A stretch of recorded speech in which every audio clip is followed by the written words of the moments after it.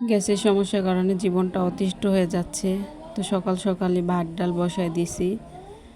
এরপরে দুপুরে রান্না বান্নার জন্য মাছ ভিজায় নিলাম, সাইডের থেকে আলু সিদ্ধ করে নিয়েছি এবং কিছু শাক আনা হয়েছিল, ওইগুলাও কেটে বেছে নিলাম।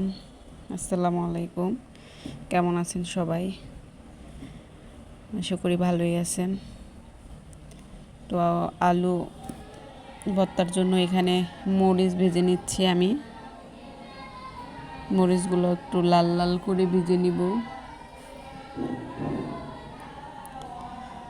মরিচগুলো ভাজা হয়ে গেলে আমি এখন তুলে ফেলবো এবং ওই তেলের মধ্যেই ডালটা বাগার দেওয়ার জন্য আমি পেঁয়াজ রসুন এগুলা ভালোভাবে ভেজে নিচ্ছি।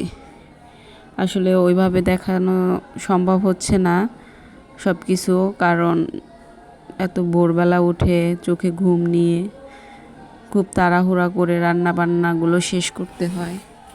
সকাল দুপুর বাচ্চাদের নাস্তা সব কিছু, আসলে একা মানুষ কষ্ট হয়ে যায়। কারেন্টের চুলা আমাদের মতো মধ্যবিত্তরা কয়দিকে বিল দেবে? কারেন্টে রান্না করলে ওইখানে বিল, গ্যাস বিল নির্ধারণ করা। তো আসলে কষ্ট হলেও এইভাবেই চালিয়ে যাচ্ছি। তো কথা বলতে বলতে আমার ফোড়নটা ভাজা হয়ে গেছে, এখন ডালটা বাগার দিয়ে নিব। লাউ ডালটা আমার এবং আমার হাজব্যান্ডের দুজনেরই খুব বেশি পছন্দ। মাঝে মধ্যে এইভাবে করে রান্না করে খাওয়া হয়। তো ডালটা বাগার দিয়ে নিলাম, এখন কিছু সময় চুলায় রাখবো বলক আসা পর্যন্ত, তারপর নামিয়ে নিব। আর ওই দিক থেকে আমি পাঙ্গাস মাছ, তারপরে মাছের ডিম এগুলা নামিয়ে নিয়েছিলাম দুপুরে রান্নার জন্য। এখন মাছটা প্রথমে আমি ভেজে নিব, ভেজে আর কি ভুনা করব। এর জন্য মাছ কড়াইতে তেল দিয়ে দিলাম, এখন মাছটা ভাজা বসিয়ে দিব। তো একজন মা একজন গৃহিণী বলেন, এদের আসলে কোনো কষ্ট নেই পরিবারের মানুষদের রান্না করে খাওয়াতে, কি আর করার।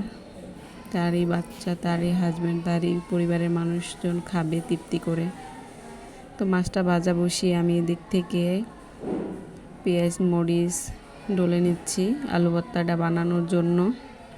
আর আলু ভর্তাটা একটু ঝাল ঝালই ভালো লাগে আমার কাছে, এবং লাল লাল হলে দেখতেও ভালো, খেতেও ভালো।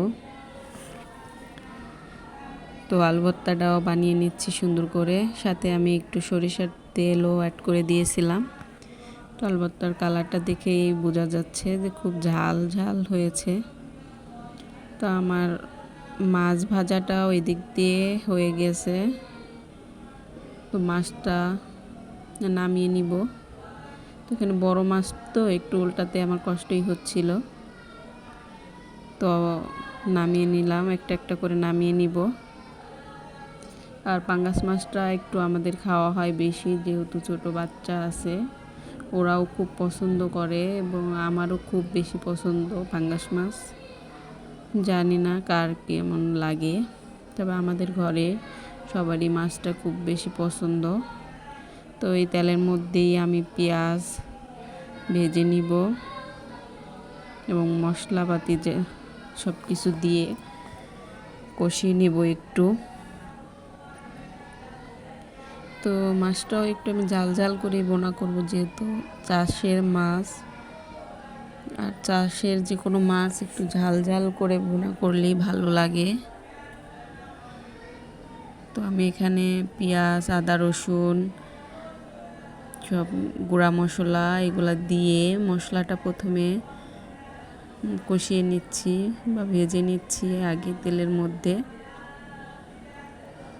তো মশলাটা যত ভালো কষানো হবে, আপনার তরকারির টেস্ট এবং কালার দুটোই তত বেশি সুন্দর হবে। তো তেলের মধ্যে একটু হলুদ মরিচ গুঁড়া আগে ভেজে নিলে হয় কি তরকারির কালারটা সুন্দর আসে। তো আমি এখানে দিয়ে দিয়েছি সব ধরনের মশলা। এখন একটু মশলাটা ভেজে নিচ্ছি।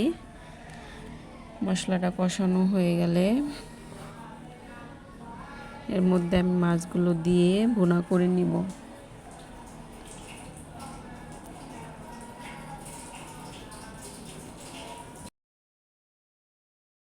আসলে এয়ারপোর্টের কাছে বাসা হলে যা হয় আর কি, দেখবেন আমার ভিডিওতে অনেক নয়েজ, একটু পরপরই প্লেন আসে, এগুলা তো বলে আসে না, হুটহাট চলে আসে। তো ভিডিওতে অনেক শব্দ বা নয়েজ, বাড়তি একটা নয়েজ, খুব সমস্যা। তো আমি মশলাটা লাল লাল করে কষিয়ে নিচ্ছি। এর মধ্যে মাছগুলো দিয়ে দিব।